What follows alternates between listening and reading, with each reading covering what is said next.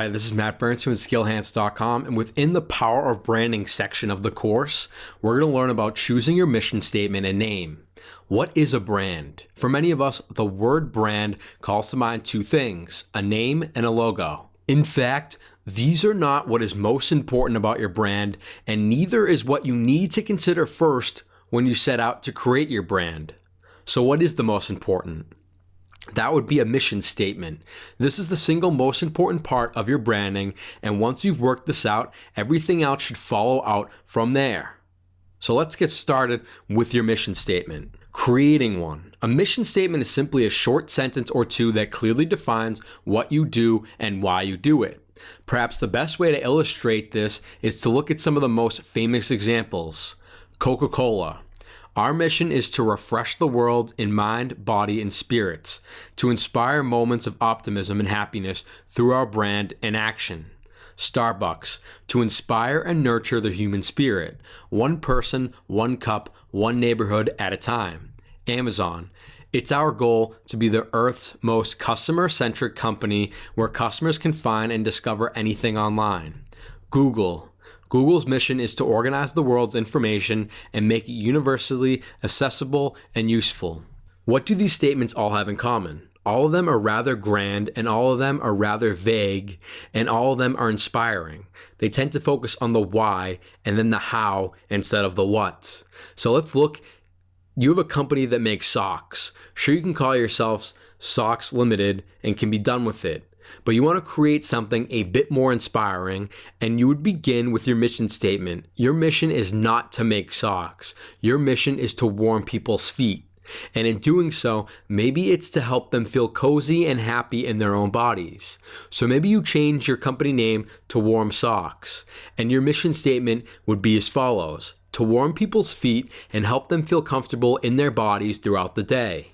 Now you have a real promise that people can get behind, and you have something much more exciting, and you have something far more marketable. This can motivate your staff, and it can help you envision ideas for future products and marketing campaigns. So spend some time reflecting on your own brand and your own business. What it is that drew you into the industry in the first place. What is it that you find so exciting about it, and how can you inspire others to feel the same way that you do? Use this to create one or two sentence mission statement, and from there you'll be able to start coming up with other aspects of your brand. Choosing your company name. Now that you have your mission statement, you can start thinking about your company name. This should be something that describes what your business does, but also invokes something more interesting and more exciting. If you're struggling to come up with anything, you can try creating a mind map and adding related words and things you sound. Choosing your company name. Now that you have your mission statement, you can start thinking about your company name. This should be something that describes what your business does, but also evokes something more interesting and exciting. If you're struggling to come up with anything, then you can try creating a mind map and adding related words and things you like the sound of. From there, you can try combining them into interesting ways or using synonyms. For instance, Intel is related to the fact that chips the company creates gives computers intelligence. For instance, Intel is related to the fact that the chips the company creates gives computers intelligence. And then you have Apple, which is completely unrelated. In this case, the assumption is that would evoke an image of something fresh and clean. Steve Jobs said it was inspired by the fact that he was on a fruitation diet and thought the word sounded fun, spirited, and not imitating. So don't just think about the mechanical parts of your business, but also the mission statement and the emotions that you want to evoke. It's a good idea to come up with a few names and try surveying your friends and relatives to see which they think is best.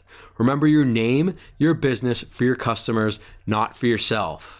Also important is to make sure your business name isn't trademarked, which you can see at the U.S. Patent and Trademark Office. You might also want to apply for a trademark yourself in the future, which ensures that no one can use your company name.